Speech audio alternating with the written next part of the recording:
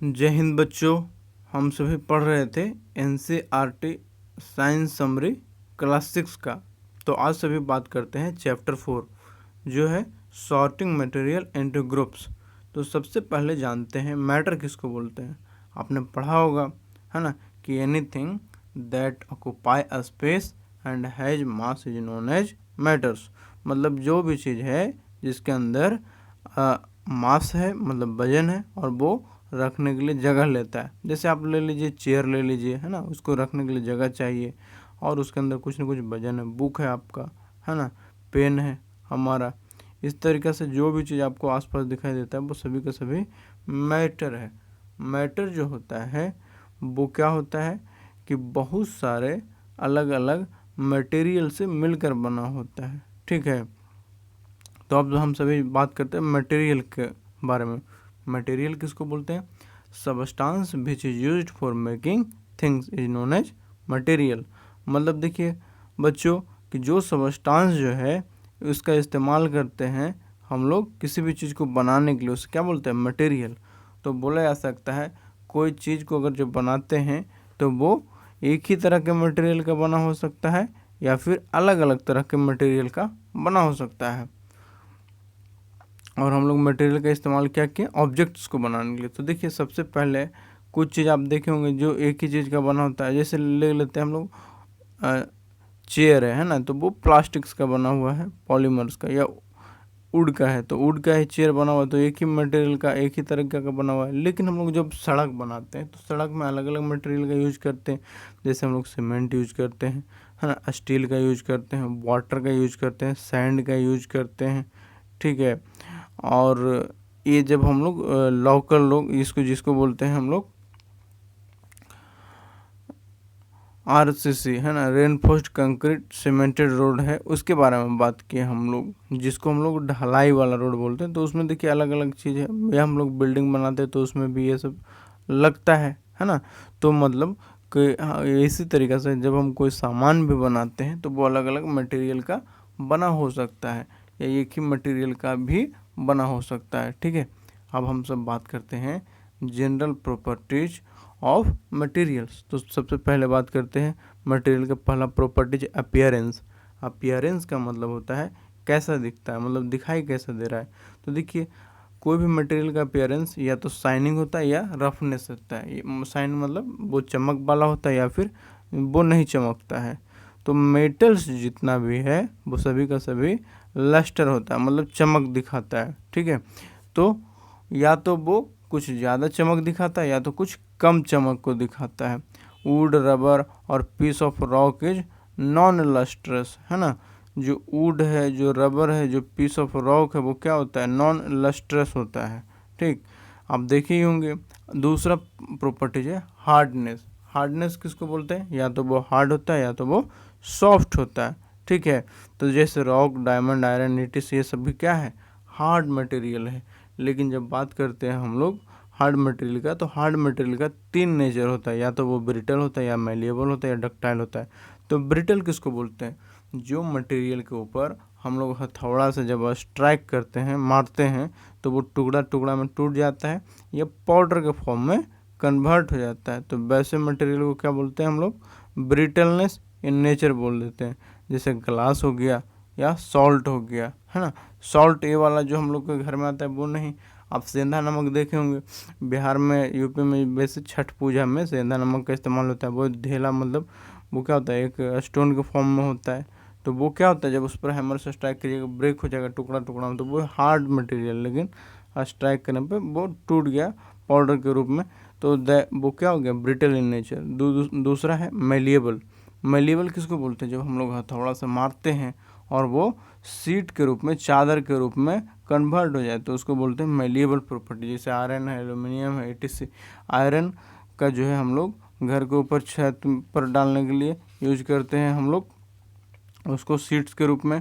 हम लोग देखिए एल्यूमिनियम को बहुत सारा बर्तन यूज करते हैं घर में, खाने वाले जो भी है ना। तो वो सारा का सारा देखिए उसका मेलिएबल प्रॉपर्टी होने के कारण ही हम लोग के बहुत सारा जो किचन का इक्विपमेंट है वो एल्यूमिनियम का भी दिखाई देता है। फिर है आपका डक्टाइल। डक्टाइल क्या होता है प्रॉपर्टी? कि मटेरियल का वह प्रॉपर्टी है जिसके कारण उसे एक बहुत ही पतला और एक लंबा वायर खींचा जा सकता है, बनाया जा सकता है। सबसे ज़्यादा डक्टाइल प्रॉपर्टीज है वो गोल्ड का है ना। उसके बाद जब हम बात करते हैं यहाँ पे कि कॉपर, एल्यूमिनियम, ईटीसी जो है वो कैसा है, डक्टाइल इन नेचर है। फिर देखिए वुड, रबर, फाइबर जो है वो सॉफ्ट होता है। कैसा होता है, सॉफ्ट। अभी बताए थे हार्डनेस के अंदर या तो मटेरियल हार्ड होगा या तो सॉफ्ट होगा। तो वुड, रबर और फाइबर क्या हो जाता है, हार्ड की जगह पे सॉफ्ट होता है। अब देखिए तीसरा प्रॉपर्टीज है थ्रू द विजिबिलिटी, दिखाई कैसा होता है। तो पहला है ट्रांसपेरेंट, दूसरा ट्रांसल्यूसेंट और तीसरा ओपेक होता है। ट्रांसपेरेंट उससे देखते हैं कि जिससे लाइट बिना किसी रुकावट का आसानी से पूरी तरीक़ा से आर पार कर जाए, उसे ट्रांसपेरेंट बोलते हैं। जैसे ग्लास हो गया, कुछ प्लास्टिक हो गया, ये सब। अब ट्रांसलूसेंट किसको बोलते हैं, जिससे लाइट पूरी रूप से आर पार नहीं जाए, उसे बोलते हैं हम लोग ट्रांसलूसेंट बोलते हैं। ठीक है। तीसरा है आपका ओपेक। ओपेक किसको बोलते हैं, जिससे लाइट बिल्कुल भी ना पास करे, उसे ओपेक बोलते हैं। ठीक। तो अब आप समझ गए होंगे। तो देखिए ट्रांसलूसेंट में जैसे होता है ग्लास, सम प्लास्टिक। ट्रांसलूसेंट में हो गया क्या, मिल्की ग्लास, मिल्क से देखिए लाइट पास होता है जब आप उस पर टॉर्च मारेंगे, लेकिन पूरी तरीक़े से नहीं पार होता है ना। वुड हो गया, मेटल हो गया, रॉक हो गया, बॉल हो गया। बॉल मतलब दीवार वगैरह कहीं लगा देते हैं तो उससे आर पर दिखाई देता है, कुछ भी नहीं दिखाई देता है, तो क्या हो गया, ओपेक हो गया। अब देखिए ऑन द गुड कंडक्टर और बैड कंडक्टर ऑफ इलेक्ट्रिसिटी, ये भी एक प्रॉपर्टीज है हमारा मटेरियल का। तो देखिए गुड कंडक्टर किसको बोलते हैं, जिससे करंट आसानी से आर पार कर जाए, जिससे करंट को हम लोग एक जगह से दूसरी जगह आसानी से ले जा सके, उसे क्या बोलते हैं हम लोग, गुड कंडक्टर ऑफ इलेक्ट्रिसिटी बोलते हैं। जैसे कॉपर, एल्यूमिनियम, इससे करंट आसानी से एक जगह से दूसरी जगह जाता है, इसीलिए इसको हम लोग वायर में यूज करते हैं। घर में आप देखे होंगे, है ना। Metals are good conductor of electricity, जितना भी लगभग मेटल्स है वो सभी का सभी क्या है, इलेक्ट्रिसिटी का गुड कंडक्टर है। ठीक। अब बैड कंडक्टर ऑफ इलेक्ट्रिसिटी किसको बोलते हैं, कि जिससे इलेक्ट्रिकल करंट आसानी से पार नहीं कर सके, है ना, या जो करंट को एक जगह से दूसरी जगह नहीं ले जा सके, वो बैड कंडक्टर होगा। जैसे वुड हो गया, प्लास्टिक हो गया, रबर हो गया, कॉर्क हो गया, ईटीसी।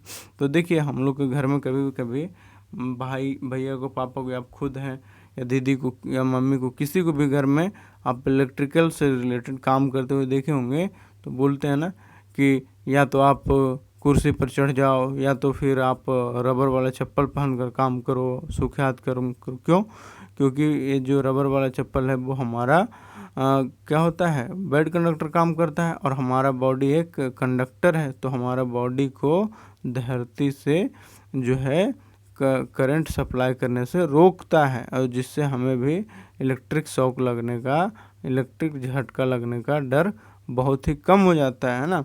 फिर देखिए good conductor and bad conductor of heat के बारे में बात करेंगे। अभी तो बात की हम लोग कि इलेक्ट्रिसिटी के बारे में, अब हीट के बारे में। तो जिससे हमारे पास हीट जो है आसानी से पास करे, उसे क्या बोलते हैं, आपका गुड कंडक्टर ऑफ हीट बोलते हैं। तो जितना भी है मेटल वो सभी का सभी क्या होता है, गुड कंडक्टर ऑफ हीट। देखिए हम लोग एल्यूमिनियम का बोलें आपका, या फिर स्टील्स का, उसके अंदर भी आयरन होता है। तो हम लोग बहुत सारा चीज़ है जो आप घर में खाना बनाने के यूज करते हैं, तो वो सभी का सभी मेटल यूज होता है। क्यों, क्योंकि मेटल आसानी से हीट हो जाता है ना। फिर देखिए जो आपका हीट को पास नहीं करता है, उसे क्या बोलते हैं, बैड कंडक्टर ऑफ हीट हो गया। जैसे वुड हो गया, सॉइल हो गया, ये सबसे हीट है जो अच्छे से नहीं पास करता है, तो सभी क्या हो गया आपका, ये सभी का सभी हो गया जो बैड कंडक्टर ऑफ हीट हो गया, है ना। अब है हमारे पास कंबस्टिबल सबस्टांस। कंबस्टिबल सबस्टांस किसको बोलते हैं, कि जो आसानी से आग को पकड़ लेता है, वह सबस्टांस जो आग को आसानी से पकड़ लेता है। The substance which easily catch fire on heating, है ना, गर्म करने पर पकड़ लेगा, तो उसे क्या बोलते हैं हम लोग, कंबस्टिबल सबस्टांस। जैसे वुड हो गया, फाइबर हो गया, पेपर हो गया। आप देखे होंगे गर्मी के मौसम में कहीं पर भी खास करके सूखा चीज़ रहता है तो वहाँ पर तो और फास्ट पकड़ता है।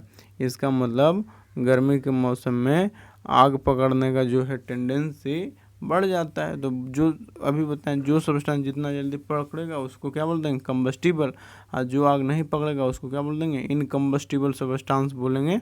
अब material float and sink in water, ये भी एक प्रॉपर्टी है। तो देखिए कुछ मटेरियल को जब आप पानी में डालते हैं तो डूब जाता है, कुछ उस पर फ्लोट करने लगता है। तो कौन डूबता है? तो जिसका डेंसिटी वाटर के डेंसिटी से ज़्यादा होगा वो क्या होगा? वाटर के अंदर डूब जाएगा। और जिसका डेंसिटी वाटर से कम होगा वो क्या होगा? फ्लोट करने लगेगा, है ना। The substance sink in water is less denser the substance sink in water is denser than water. जो वाटर से डेंसर होगा, float on water is less denser than water होगा। अगला प्रॉपर्टीज है मटेरियल का, solubility of a substance in water. तो देखिए substance which disappear in water, है ना, कैसा होगा? सॉल्युबल होगा। तो देखिए अगर हम देखेंगे चीनी है, नमक है ना, इसको पानी में आप डालते हैं, चम्मच से हिलाने के बाद पूरे तरीक़ा से मिल जाता है, आपको दिखाई भी नहीं देता है कि इसके अंदर हम चीनी मिलाए हैं या फिर नमक मिलाए हैं। तो वो क्या हो गया? डिसअपियर हो गया, गायब हो गया वाटर में। तो जो जिसको पानी में मिलाते हैं और पानी में मिलाने के बाद जो गायब हो जाए वैसे सबस्टांस क्या बोलते हैं? सॉल्युबल सबस्टांस बोलते हैं। और इस प्रॉपर्टी को क्या बोलते हैं? सॉल्युबिलिटी बोलते हैं, है ना। तो जो जितना अच्छा सॉल्युबल हो, जिसका सॉल्युबिलिटी सबसे ज़्यादा होगा वो सबस्टांस उतना ही अच्छा सॉल्युबल है। अब substance which remain as such and not disappear in water, अगर कोई सबस्टांस को हम पानी में डाल लें, हिलाएं, कितना भी हिलाएं, लेकिन वो गायब नहीं हो रहा है, ठीक है ना, वो जैस का तस बना हुआ है, तो उसको हम क्या बोलते हैं? इनसॉल्युबल। जैसे देखिए सॉइल हो गया, सैंड हो गया, इसको आप डालते हैं वाटर में तो जैसा रहता है पहले ही वैसा ही उसके अंदर भी ये रहता है ना। तो मतलब क्या होता है? गायब नहीं होता है। तो एक तरीक़े से क्या हो गया हमारे पास? ये इनसॉल्युबल सबस्टांस हो गया, है ना।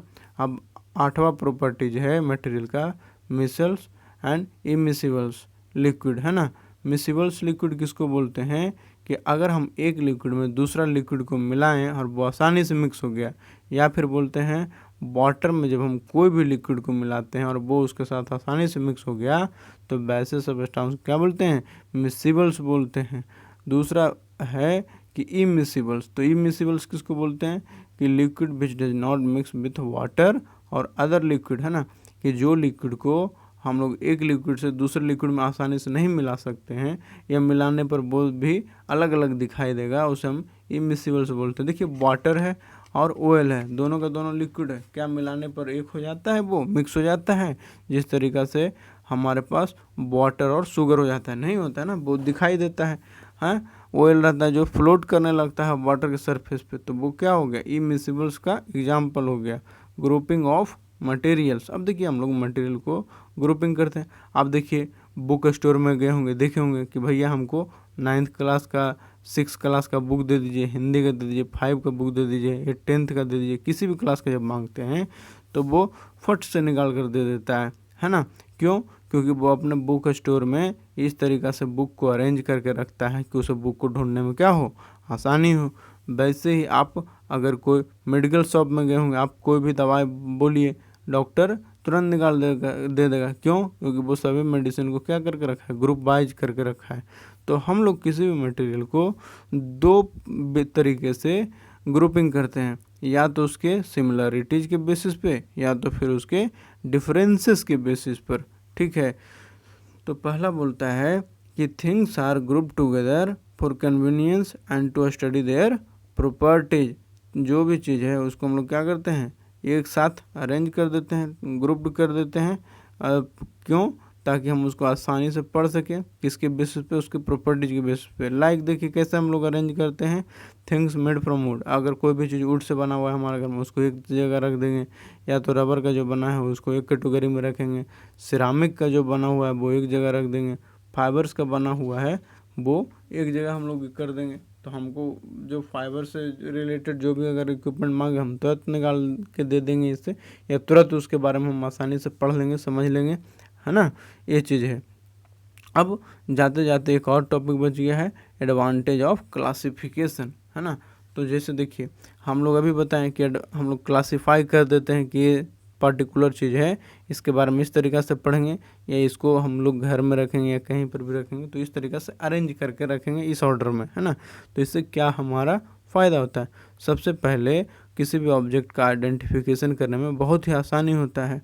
दूसरा है कि हमको ऑब्जेक्ट को सॉर्टिंग करने में, शॉर्ट लिस्ट करने में भी आसानी होता है।